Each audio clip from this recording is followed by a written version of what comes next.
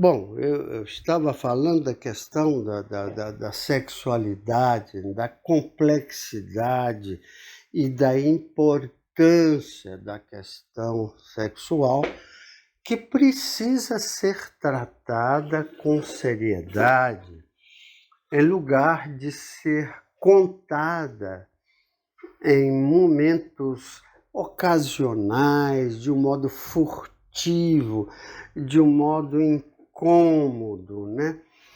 Eu não sei se a gente deva tornar a sexualidade uma coisa natural, porque sobre a sexualidade existem impedimentos enormes, impedimentos emocionais muito grandes, proibições que são feitas pela família em cima da criança desde os primórdios da vida. Isso quer dizer, como alguns precipitados chegam a dizer, que deveríamos liberar a sexualidade. Isso é uma besteira muito grande, porque a questão da sexualidade precisa ser examinada, mas com a devida seriedade, em estudo que podem ser feitos, mas também em conversas adequadas que possam ser desenvolvidas entre pessoas, entre adultos, né? É muito difícil falar da sexualidade, né? Conversar sobre a sexualidade. Em qualquer relacionamento que houver, ou que ocorre entre homem e mulher, ou entre mulheres e mulheres, entre homens e homens, a sexualidade, é preciso reconhecer, tem enormes variáveis em torno dela. E do ponto de vista da psicanálise, a sexualidade é uma relação de prazer com qualquer objeto, né? O interesse, por exemplo, que o sujeito desenvolve por atividade de pintar, de estudar, de conhecer, o núcleo disso é uma premissa sexual, não erótica, mas a sexualidade envolve esse impulso que as pessoas têm em direção a muitas coisas. Tem pessoas que, por exemplo, desenvolvem uma espécie de sexualidade em relação à comida.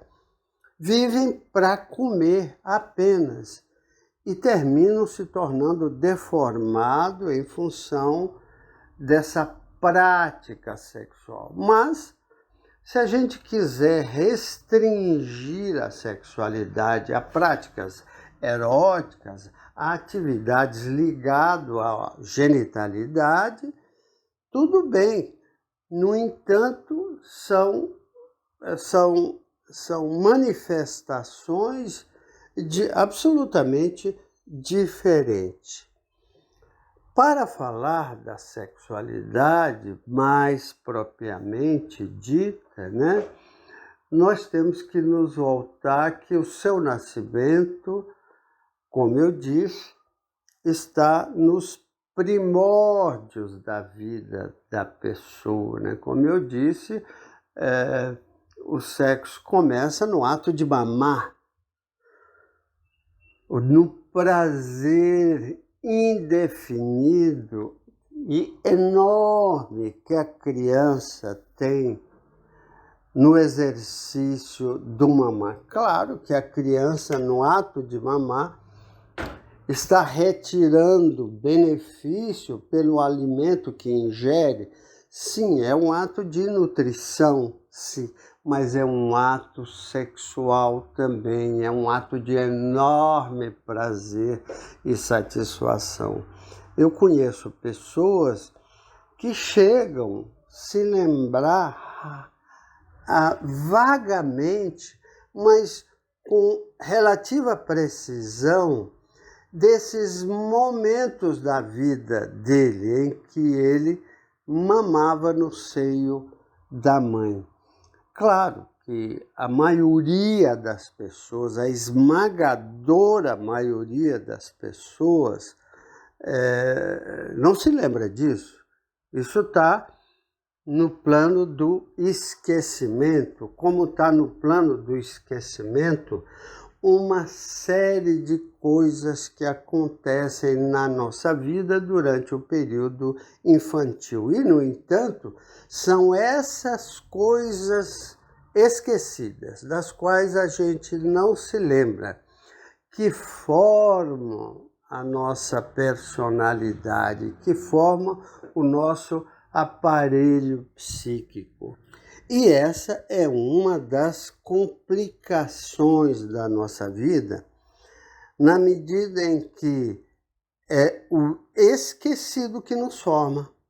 Ou seja, nós não temos ideias claras a respeito do modo como fomos formados, do modo como nos constituímos, dos elementos que participaram da nossa formação, da nossa constituição psíquica. A gente não tem quase nenhuma noção, a noção de como fomos constituídos. Raramente o que a gente tem são lembranças esparsas, lembranças fragmentadas,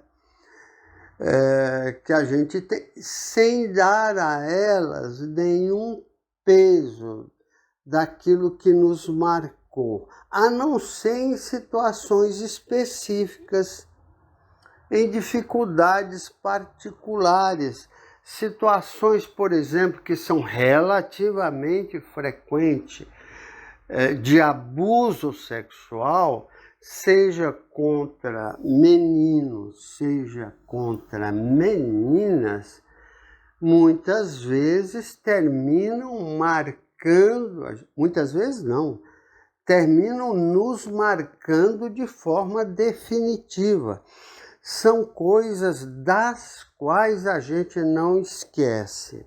E o curioso é que essas histórias de abuso sexual praticada por adultos contra a criança, uma parte dela não são lembradas, mas uma parte dela é lembrada muito bem de um modo vívido, de um modo muito intenso. São vividas como uma experiência traumática.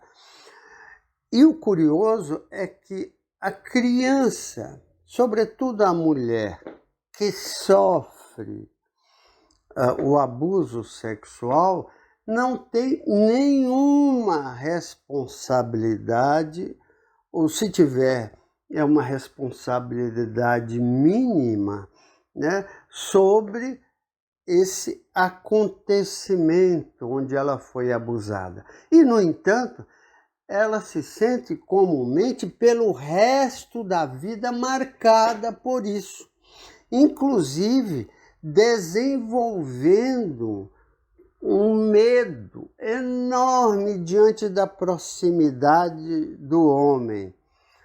E mesmo aquelas que não são tão fortemente marcadas a ponto de recusar inteiramente qualquer proximidade sexual, são marcadas de uma forma ou de outra. As dificuldades sexuais, parte delas, que as mulheres vivem na idade adulta, existem outras, claro, são decorrentes de experiências dessa ordem, onde ela sofreu abuso sexual, violência sexual de uma pessoa adulta, geralmente pessoa do âmbito da sua vida familiar, histórias de tio, avô, pais, padrasto, namorado da mãe. Eu tenho uma história que eu atendi de uma criança que chegou para o atendimento sem recursos para prender as fezes, porque o esfíncter anal dela havia se rompido em função do abuso sexual praticado contra ela pelo namorado da mãe, sem que a mãe tivesse a menor noção, porque um dos motivos disso é da cegueira que muitas vezes as mulheres, os homens também, até certo ponto, têm de práticas sexuais que possam estar ocorrendo próximo dela. No caso em particular, é uma história de uma criança que não conseguia prender as fezes, masculino, um menino, né, em torno de, na época, 9 anos, 8 anos, por aí, e que foi abusada pelo namorado da mãe. A mãe era enfermeira, ia para o plantão à noite e o sujeito, o namorado, que dormia na casa dela, se aproveitava desse momento para abusar da criança e ameaçando de que ela sofreria consequências se o menino contasse para a mãe alguma coisa. A sorte desse menino é que depois de um certo tempo, a irmã da mãe veio visitá-la e dormia. A irmã enfermeira, mãe do menino, ia dar o plantão e ela ficou uns dias na casa da irmã e percebeu, né, que havia um barulho no quarto ao lado, foi lá para ver e identificou a relação sexual, a violência sexual praticada pelo namorado da irmã contra o filho dela. E ela passava absolutamente alheio, porque se ela estivesse atenta a essa possibilidade, é possível que ela tivesse identificado com um pouco mais de precocidade, né, esses acontecimentos, mas não passava pela cabeça dela. Aliás, a questão da negação da sexualidade é um acontecimento muito frequente na vida das mulheres, né? Elas, por terem medo da sexualidade, terminam negando que ela possa existir aqui ou acolá, né? E a negação da sexualidade é um dos efeitos da repressão sexual exercida pela cultura e pela família em relação à figura feminina, em relação às mulheres. Nós sabemos de histórias e mais histórias de como isso era feito. E isso precisa ser conversado, sim. Isso precisa ser falado. Na minha prática de consultório, eu não tenho histórias de mulheres que revelam que a sexualidade é um problema para elas. Olha que coisa, eu tenho 50 anos de prática psicanalítica, psicoterapêutica, e eu não tenho histórias de mulher que revelam a história da sua sexualidade. Quer dizer, é como se elas não tivessem sexo, né? A mulher é muito mais importante ter filho do que praticar sexo. E isso se estabelece como uma norma social sobre a qual a gente não fala. Mas como não se fala? A mulher está inscrita no âmbito da sociedade como aquela que não pode fazer sexo. E isso é um dos complicadores enormes para a vida da mulher e para a vida do homem.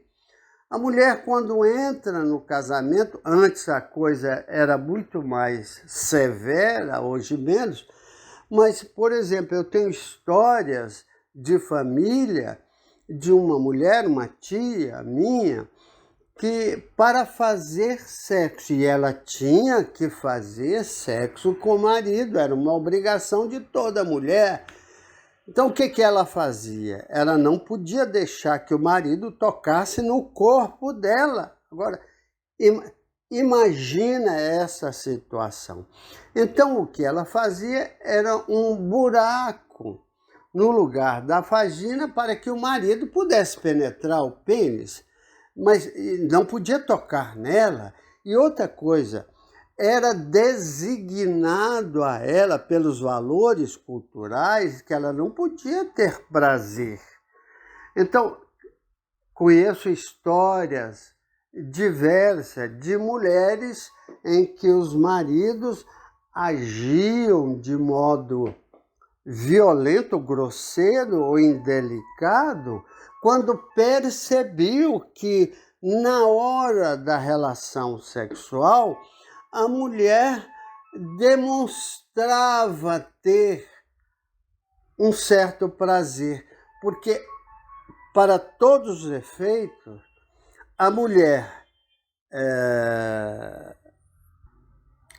de valor, a mulher séria, aquela que foi criada para casar, isso está na cultura. Eu não estou falando nada de coisas esquisitas e estranhas. O que existe é que a gente não fala disso.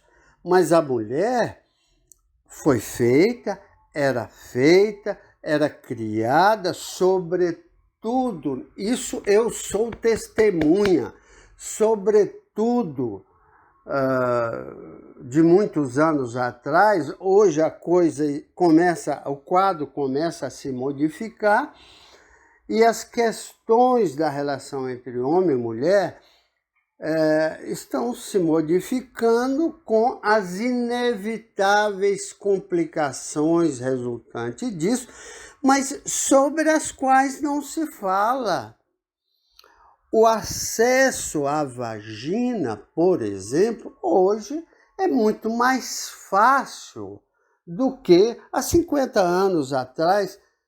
Tudo bem, isso acontece, a gente vê, mas isso não é estudado, isso não é falado, isso não é observado com a devida seriedade. Mas, enfim, a mulher, mesmo casada, ela não tinha direito ao prazer sexual. Ela permitia a penetração na sua vagina com restrições, enormes restrições, e essas restrições não partiu apenas dela. Essas restrições eram reforçadas pelos homens, pela cultura masculina, que não aceitavam que a mulher pudesse ter qualquer interesse sexual e muito menos falar disso. Eu repito, no meu consultório, na minha prática de 50 anos, eu não tenho uma paciente, uma mulher, que tenha falado ou abordado a questão da sexualidade. Fica como se a questão da sexualidade não existia. E eu falo até recentemente. Tempos atrás, muito menos. Quando eu comecei a trabalhar, 50 anos atrás, isso não era tratado e nenhum psiquiatra, nenhum psicanalista tocava nesse aspecto. Por exemplo, um psiquiatra que dirigisse a sua paciente para saber da sua vida sexual era certamente objeto de condenação. Recentemente, no atendimento que eu fiz a uma mulher já de idade, seus 40 anos, que vivia com uma outra mulher em regime matrimonial. E eu inventei de perguntar para ela como é que era que se fazia na relação sexual entre ela e a parceira dela, que era tratada como companheira, e ela simplesmente se recusou a falar disso. Não quero falar disso não, doutor. Quer dizer, isso termina se transformando num objeto de problema, porque existe a prática precária, né? Seja no âmbito das relações heterossexuais, como no âmbito das relações homossexuais, mas sobre essa questão não se fala. A questão da homossexualidade masculina é uma questão que exige de nós um tratamento à parte, né? Mas num outro momento a gente vai abordar essa questão, que é uma complicação, né? É complexo, mas é sério, é importante. A questão da homossexualidade masculina e da homossexualidade feminina são questões importantes. E isso não é tratado com a devida relevância. As pessoas tratam, praticam, fazem, mas não pode tocar no assunto, não pode abordar. Os próprios homossexuais, né, não abordam esse assunto, e quando abordam, termina sendo de um modo furtivo, né? Ocasional aqui e ali. O homossexual masculino e feminino também, ele não sabe da seriedade que envolve a questão da sua homossexualidade. Isso não é tratado, isso é visto como algo que está no âmbito do intratável, do não reconhecido, né? Mas que incomoda bastante. Então, foi com Freud que essas questões, é preciso reforçar isso, foi com Freud que essas coisas começaram, né? Foi ele que começou dizendo, não, a sexualidade não é um acontecimento ou experiência vivida apenas por adulto, ela tem início na infância. E até hoje, isso não é encarado com seriedade pelos adultos. Eu não conheço roda de adulto falando seriamente, né, a respeito da questão sexual na criança, né? E da quantidade de proibição que existe em relação a isso. proibição precisa ser levantada, precisa ser eliminada? Não, eu não estou falando isso. Essa questão tem que ser tratada com a devida seriedade.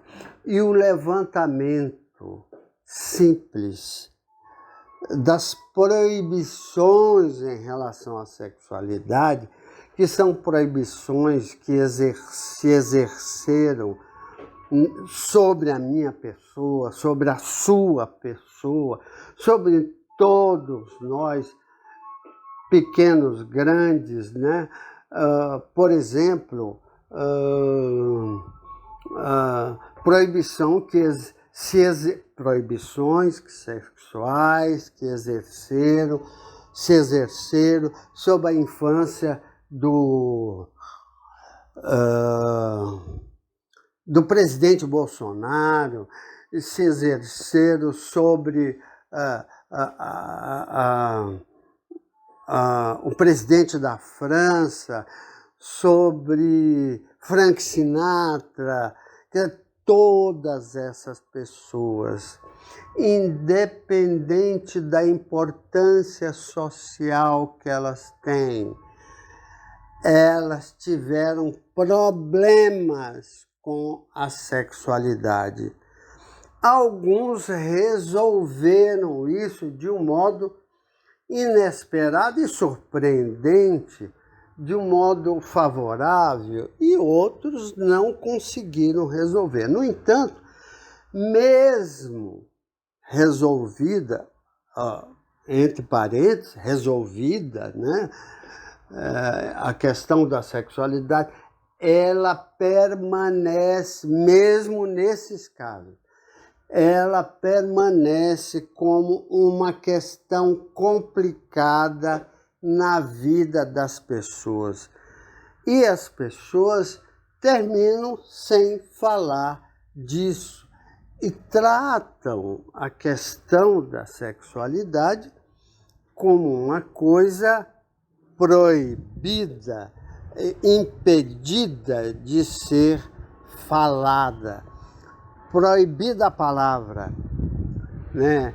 Impedida de ser tratada com a devida sexualidade.